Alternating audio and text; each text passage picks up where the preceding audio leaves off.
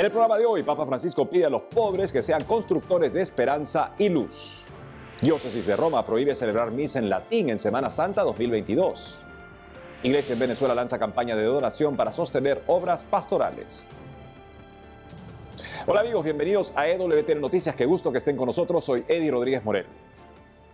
Iniciamos el programa con noticias desde Roma que nos trae nuestro corresponsal Miguel Pérez Pichel sobre el Papa Francisco, que presidió la misa por la Jornada Mundial de los Pobres, en la que alentó a ser incansables constructores de esperanza. Adelante, Miguel. Hola amigos, un saludo desde Roma. ¿Cómo están? El Papa Francisco presidió este domingo la misa por la Jornada Mundial de los Pobres, a los que alentó a ser incansables constructores de esperanza. El Papa Francisco celebró el domingo la misa por la Jornada Mundial de los Pobres. En su homilía, el Santo Padre hizo un llamado a la Iglesia para que sea testigo de compasión, porque no se puede hacer el bien sin pasar por compasión. Pidió alimentar la esperanza del mañana aliviando el dolor de hoy, y en ese sentido recordó que la esperanza que nace del Evangelio no consiste en esperar de forma pasiva a que en el futuro las cosas mejoren, sino en realizar hoy de manera concreta la promesa de salvación de Dios. Y por otro lado, durante el rezo del Ángelus Dominical, el Papa invitó a fundar la vida sobre la palabra de Dios. El Papa Francisco, durante el rezo del Ángelus Dominical celebrado desde el Palacio Apostólico del Vaticano, invitó a fundar la vida sobre la palabra de Dios, porque lo único que permanecerá es la caridad, el amor, el bien que siempre permanece, y no las cosas transitorias como el dinero, el éxito, la apariencia o el bienestar físico. El Santo Padre se preguntó en qué se invierte la vida e invitó a no estar apegados a las cosas terrenas como si fuesen a estar en la tierra para siempre. Y además, la sala de prensa del Vaticano anunció un nuevo viaje del Papa Francisco para el próximo mes de febrero del año 2022. El Santo Padre viajará a la ciudad italiana de Florencia para participar en un encuentro de obispos y alcaldes del Mediterráneo. Desde Roma informó para EWTN Noticias Miguel Pérez Pichel. Gracias, Miguel, por la información. En otras noticias, el vicario general para la diócesis de Roma, cardenal Angelo de Donatis, permitirá celebrar la tradicional misa tridentina en 5 parroquias de Roma, a excepción de los días designados para el Tríodo Pascual y en las celebraciones de los sacramentos. El vicario general para la diócesis de Roma, cardenal Angelo de Donatis, prohibió la celebración de la misa tradicional durante el Tríodo Pascual, en aplicación del motu propio del Papa Francisco, Traditionis Custodes. Como se sabe, la misa tradicional en latín es también conocida como misa tridentina por tener su origen en el Concilio de Trento de 1563. En esta línea, el purpurado indicó que en 5 iglesias de la diócesis de Roma se podrá seguir presidiendo la Santa Misa tradicional, a excepción del Jueves Santo, el Viernes Santo y el Sábado de Pascua. Además, señaló que ni los sacramentos ni los sacramentales podrán celebrarse de acuerdo con el misal anterior al Concilio Vaticano II, únicamente la misa. Como se sabe, aunque el obispo de Roma es el Papa Francisco, el Santo Padre delega el trabajo de la diócesis al vicario general, quien ejerce el poder ejecutivo de esta jurisdicción eclesiástica. Es preciso recordar que el motu propio Traditionis Custode, promulgado por el Santo Padre el pasado 16 de julio, estableció una serie de restricciones para la celebración de la misa tradicional. En este documento, el Papa Francisco señaló que le corresponde a los obispos como ordinarios locales autorizar en sus iglesias el uso del misal romano aplicando las nuevas normas. De esta manera, como respuesta al motu propio, el cardenal vicario de Roma, Monseñor Angelo de Donatis, señaló que con su reciente carta pretende seguir el trabajo de facilitar la comunión eclesial a los católicos que se sienten vinculados a algunas formas precedentes de la liturgia. Asimismo, para lograr ese objetivo, indicó que le parece oportuno continuar ejerciendo un camino de caridad pastoral hacia los fieles que desean participar en la misa tradicional en latín. Y la Iglesia en Venezuela lanzó una nueva campaña de donación para sostener obras pastorales en el país. Conozcamos los detalles. La Conferencia Episcopal Venezolana animó a colaborar durante el mes de noviembre con la campaña Apoya a tu Iglesia, la cual busca recolectar fondos para el sostenimiento de obras pastorales en el país. Por medio de un comunicado, el episcopado venezolano señaló que esta iniciativa, que tiene como lema "Caminemos juntos construyendo esperanza", busca promover la corresponsabilidad de la tarea evangelizadora, pastoral y misionera en todos los bautizados. En este sentido, agregó que este proyecto invita a los fieles a ser partícipes de la vida comunitaria como colaboradores de los proyectos solidarios de la Iglesia, tales como las obras de asistencia social y promoción humana, la formación de agentes pastorales y el sostenimiento de seminarios, curias diocesanas, casas religiosas y parroquias. Además, resaltó que con lo recaudado se buscará abarcar los proyectos y necesidades locales y nacionales. Para mayor información sobre cómo contribuir con este proyecto, puede ingresar a www.conferenciaepiscopalvenezolana.com.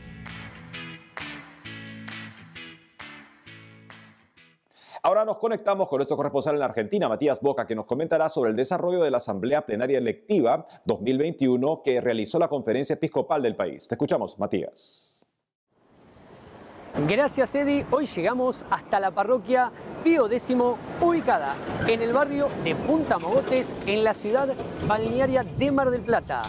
Para comenzar con la información, la Conferencia Episcopal Argentina tuvo su Asamblea Plenaria Electiva que se desarrolló en la Casa de Retiros, el cenáculo de la localidad de Pilar. Casi un centenar de obispos participaron de la 119 Asamblea Plenaria presidida por Monseñor Oscar Ojea, obispo de San Isidro, quien fue reelecto como presidente de la Conferencia Episcopal Argentina.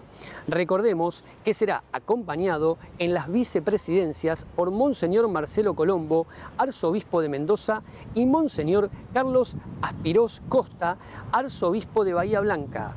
Cabe señalar que a lo largo de la semana, en las distintas sesiones, los obispos trabajaron sobre la Asamblea Eclesial del Consejo Episcopal Latinoamericano y el camino sinodal propuesto por el Papa Francisco a la Iglesia Universal. Para finalizar, como es propio de la Asamblea Plenaria, se presentó el balance de lo actuado y el presupuesto de la Conferencia Episcopal Argentina. Entre otras noticias, el sacerdote argentino Pedro Brasesco fue nombrado secretario adjunto del Consejo Episcopal Latinoamericano. Dialogamos con él mismo y esto fue lo que nos dijo. Este servicio como secretario adjunto del Consejo Episcopal Latinoamericano lo vivo en primer lugar como una colaboración a los pastores de la Iglesia de América Latina y el Caribe que tienen a su cargo la responsabilidad de impulsar el anuncio de la buena noticia de Jesús en nuestras tierras. Con la riqueza, la variedad de la inculturación del Evangelio en cada una de las iglesias particulares y también con el desafío que nos plantea este tiempo, en perspectiva sobre todo a la Asamblea Eclesial de América Latina y el Caribe, que se va a realizar dentro de muy poco, y también los desafíos que esta Asamblea va a plantear precisamente para nuestra Iglesia latinoamericana y caribeña en función de los próximos años. Así que es para mí, como decía, un desafío, es una responsabilidad, pero también confiado en la providencia y la acción de Dios que va inspirando y va dando los medios para poder llevar adelante la tarea. Siguiendo con la información, conocemos de qué se trata la Red de Dibujantes Latinoamericanos. Dialogamos de forma exclusiva con el coordinador general, Cristian Camargo, quien manifestó lo siguiente. Soy Cristian Camargo, soy dibujante e ilustrador argentino. Soy uno de los coordinadores de la Red de Dibujantes Latinoamericanos. La red es una comunidad de dibujantes católicos de toda Latinoamérica, desde México hasta Argentina, que nos juntamos como comunidad, primero para poder compartir nuestras experiencias, para poder unificar la pluralidad que tenemos de pensamientos y de cómo vivimos nuestra fe a través del arte. Y después buscamos generar contenidos que ayuden primero a la evangelización y también a causas sociales en las cuales nosotros creemos que no podemos no comprometernos. Así que te invitamos también a ser parte de esta comunidad, si te gusta el arte, si te gusta el dibujo, y ser parte de esta construcción de un mundo mejor. Para finalizar, la Asamblea Sinodal de la Arquidiócesis de Buenos Aires avanza y sigue dando frutos. En esta ocasión se desarrolló la cuarta sesión en el Seminario Metropolitano de la localidad de Villa Devoto. Se celebró hoy aquí en el Seminario Metropolitano de Buenos Aires la cuarta sesión del primer sínodo de la Arquidiócesis. Tuvo como tema la sinodalidad en su expresión de la liturgia, la celebración de la fe, la vida de oración y la espiritualidad.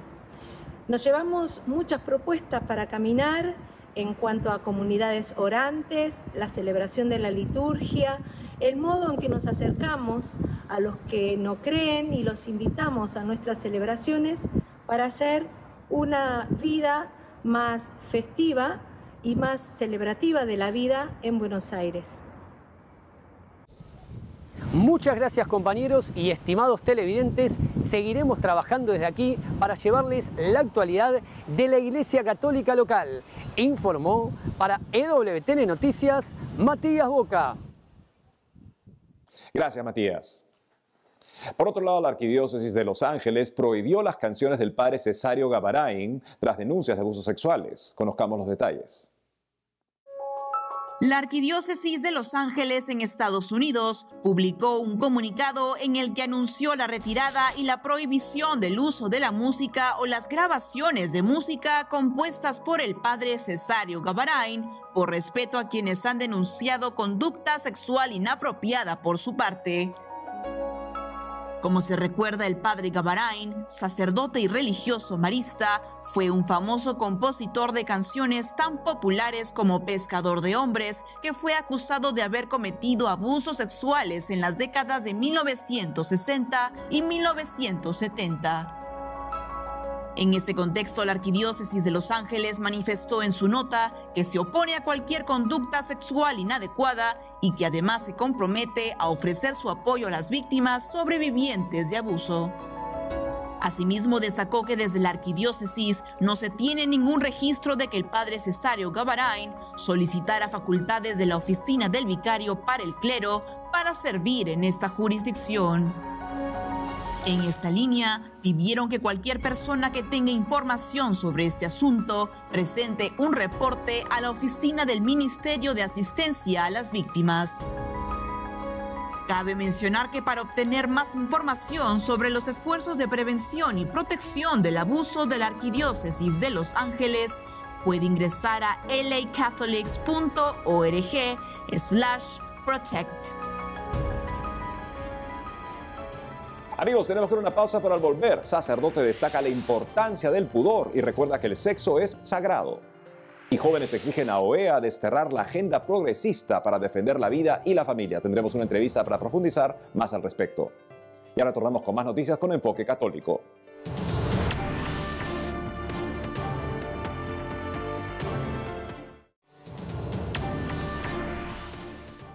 Bienvenidos nuevamente al programa. Estamos de regreso y les contamos que el padre Eduardo Jayen Cuarón, director del semanario Presencia de la Diócesis de Ciudad Juárez en México, publicó un artículo titulado Un guardián llamado pudor, en el cual recordó que el sexo es sagrado. Veamos. El padre Eduardo Jayen Cuarón, director del semanario Presencia de la Diócesis de Ciudad Juárez en México, publicó un artículo titulado Un guardián llamado pudor, donde destacó la importancia de esta virtud, describiéndola como un don de Dios y recordó que el sexo es sagrado. En esta línea, el presbítero reflexionó sobre el dramático caso de la joven Serena Fleites, que grabó un video sexualmente explícito para su entonces novio cuando tenía 13 años, y este terminó publicado en una página pornográfica acusada de difundir videos de violación y tráfico sexual. Actualmente Serena tiene 20 años y llegó a pensar que no valía nada debido al video, lo cual la llevó a una profunda depresión y al mundo de las drogas. Sin embargo, hoy en día, ya alejada de la adicción, la joven es la cara visible de un proceso judicial abierto contra la plataforma pornográfica. Al respecto, el padre Hayen Cuarón cuestionó en su artículo por qué Serena se sintió tan afectada hasta el punto de sentirse sin valor como persona. De esta manera llegó a la respuesta que esto se debe a la sencilla razón de que el cuerpo humano no fue creado para que los demás lo vieran con ojos perversos, pues todos tenemos un instinto que se llama pudor. Asimismo, el sacerdote mexicano indicó que esta virtud, además, tiene que ver con los secretos de nuestra alma que no queremos revelar a cualquiera, así como un don que Dios ha dado para custodiar nuestra dignidad de personas. En esa línea, el padre Hayen remarcó que lo que es sagrado siempre se coloca en un lugar aparte y debe ser custodiado como algo muy especial. Finalmente, tras reiterar que el sexo es algo sagrado, el sacerdote explicó que Dios lo creó para unir al hombre y a la mujer en intimidad y que precisamente es sagrado porque a través de él Dios llama a las personas a la existencia.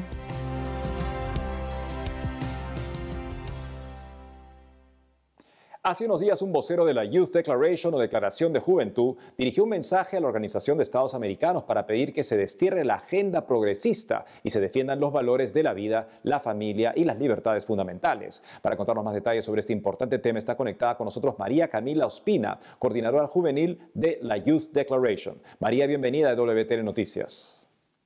Hola, muchísimas gracias por la invitación. María, coméntanos primero, ¿cómo nació la organización Youth Declaration o Declaración de Juventud y cuál es su misión?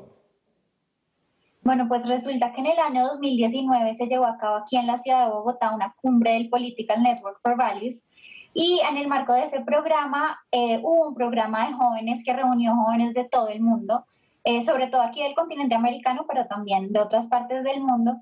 Y estando allí decidimos que, intercambiando ideas, vimos que teníamos muchos principios en común, muchas ideas que defendíamos juntos y además por las cuales trabajábamos en nuestros estados. Entonces decidimos crear un documento que reuniera todas esas ideas. Sin embargo, bueno, a pesar de que hacer el documento fue relativamente fácil, teníamos muchos principios que defendíamos juntos, nos dimos cuenta que casi no teníamos representación, que era una preocupación común, que tanto en nuestros estados, pero también en nuestros organismos internacionales, esta voz de los jóvenes no estaba siendo escuchada. Entonces decidimos abrir esta declaración para firmas y en menos de 3 días teníamos alrededor de 40.000 firmas que han seguido subiendo hasta ahora como a casi 60.000. Y esto lo presentamos en la Asamblea General de la OEA también de ese mismo año en la ciudad de Medellín. Y desde ahí el movimiento empezó a crecer, cada vez más se nos unieron más organizaciones y hemos estado trabajando desde entonces para llevar la petición de los jóvenes a estos organismos internacionales y principalmente a la OEA. María, en ese sentido, ¿cuáles son los puntos más relevantes que podrías destacar del documento que han presentado a la Organización de Estados Americanos? Bueno, nuestra declaración se basa en una idea principal y es que la verdadera razón y el fundamento de los derechos humanos, de los derechos fundamentales y de estos organismos internacionales de protección de derechos es el ser humano en su dignidad. Si sacamos al ser humano del centro de la labor de estos organismos y de los tratados por los cuales los estados se obligaron y que firmaron, entonces es realmente un despropósito. En ese sentido, nosotros hemos resumido los principios que defendemos en 5. El principio siendo esto, ¿no? El ser humano como centro y propósito de todo el desarrollo de nuestras naciones, desde el momento de la concepción hasta su muerte natural, y el respeto de la familia como base y núcleo de la sociedad. Nosotros creemos que si tenemos familias fuertes, vamos a tener sociedades fuertes y estados fuertes. Y también nosotros creemos en otra serie de principios que son los que componen nuestra declaración, empezando por la libertad, porque es en la libertad en donde se encuentra el fundamento, es intrínseco a todos los actos verdaderamente humanos y creemos que ni el desarrollo ni los derechos se pueden imponer, sino que se deben propiciar y respetar. En este sentido, nosotros defendemos la libertad de culto, de conciencia, la libertad religiosa y la libertad en todas sus denominaciones. Nosotros también creemos y tenemos muy en el centro de nuestra declaración la solidaridad y la subsidiariedad. porque creemos que la vida de los estados se centra más en la sociedad, en las personas que la componen, que en los mismos estados. El estado debe garantizar las condiciones y permitir que los cuerpos intermedios desarrollen la vida, y en ese mismo sentido la sociedad debe ser consciente de que todos somos responsables de todos, que todos estamos en este mismo barco y nosotros debemos colaborar para que todos podamos desarrollarnos a plenitud. En ese mismo sentido, creemos que así como no debe haber intromisión indebida del Estado en los cuerpos intermedios sociales, también creemos que es fundamental que estos organismos internacionales respeten la esfera privada de los estados, esos temas que son tan propios de nuestras culturas y de nuestras identidades, y que en ese sentido desarrollen sus funciones, pero en los límites en que los estados se los hemos permitido, y que no impongan ideologías o agendas sobre nuestros estados. Para nosotros es fundamental que los derechos humanos sean eso, derechos fundamentales, y que por ningún motivo se politicen o se ideologicen. Y en ese sentido también, entonces, consideramos que es fundamental que se le permita a los jóvenes participar, ese es nuestro tercer principio, participar, tener vida activa en estos organismos, tener voz, y que se tenga en cuenta nuestras necesidades particulares y lo que nosotros creemos y defendemos.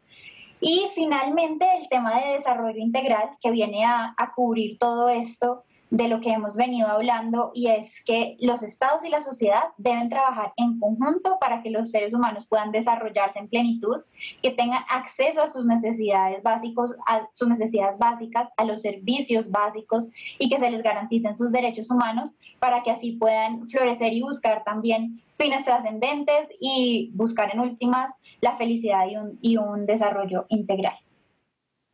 María Camila Ospina, coordinadora juvenil de la Youth Declaration, gracias por habernos acompañado hoy en EWTN Noticias. No, muchísimas gracias a ustedes por la invitación.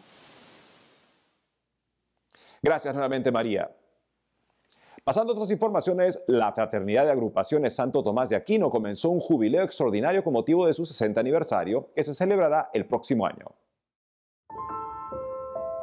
La Fraternidad de Agrupaciones Santo Tomás de Aquino, también conocida como FASTA, comenzó hace poco un jubileo extraordinario con motivo del 60 aniversario que cumplirán en 2022, renovando su compromiso con la nueva evangelización.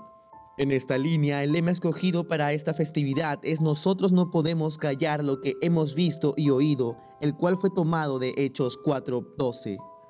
De esta manera, durante la reciente misa ofrecida por el jubileo extraordinario, el padre César Garcés, presidente de FASTA, expresó que para esta misión hay que dejarlo todo y que es necesario hacerse pobres. Asimismo, indicó que si no se pone la vida propia en Dios, las cosas que se hagan tendrán la medida del hombre, pero que en cambio si se le da lugar al Señor, entonces tendrán la sin medida del amor del Padre, que es capaz de hacer maravillas. La Fraternidad de Agrupaciones Santo Tomás de Aquino nació el 7 de octubre de 1962, fiesta de la Virgen del Rosario en la ciudad de Leonés, Argentina, por iniciativa del padre Aníbal Ernesto Fosberi. En la actualidad, FASTA cuenta con universidades, institutos superiores, colegios, residencias universitarias, grupos juveniles, uniones de padres de familia, comunidades de fe y de apostolado, y fundaciones presentes en diversas diócesis de Argentina, Ecuador, España, Perú y República Democrática del Congo. Como se recuerda, en el mes de octubre se llevaron a cabo las sesiones del Consejo Plenario de FASTA, que es el máximo órgano de conducción donde se definen y evalúan las políticas que rigen al movimiento y sus obras. Y antes de finalizar el programa les traemos una bonita noticia, y es que más de 3.000 hombres se congregaron en las calles de Polonia para rezar el Santo Rosario. Vamos a verlo. Hace poco, más de 3.000 hombres del movimiento Bojownicy Marii, o traducido al español como Caballeros de María, recorrieron las calles de Bydgoszcz en Polonia rezando el Santo Rosario, un acto de fe que ha impactado a las redes sociales. Según indicó la agencia Info Salesiana, los fieles varones llegaron de todos los rincones de esta nación y otros países de Europa Occidental para participar de este momento de oración que ya se ha realizado más de 4 veces en lo que va del año. Al respecto, el fundador del movimiento, padre Dominik Chmielewski, indicó que este acto es un llamado de Dios que quiere llevar a sus hijos para encontrar sus corazones varoniles relacionados con Él, para acercarse a los hijos y esposas y para poder construir de todo corazón el reino de Dios en el hogar. Durante esta iniciativa también se contó con la presencia del obispo de Bydgoszcz, Monseñor Krzysztof Glodarczyk, quien pidió en su reflexión que la Virgen María conduzca a los fieles a Jesús, que ha vencido el pecado, la muerte, a Satanás y que nada es imposible para él. Cabe mencionar que luego del rezo del rosario y la procesión por las calles de la ciudad, los fieles se trasladaron a la basílica donde el padre Dominik dio unas palabras de formación antes de la celebración de la Santa Misa y la adoración eucarística. El movimiento Caballeros de María fue fundado en 2016 y tiene como patrón a San Juan Bosco. Actualmente cuenta con más de 6.000 miembros en Polonia y tiene presencia en otros 12 países europeos.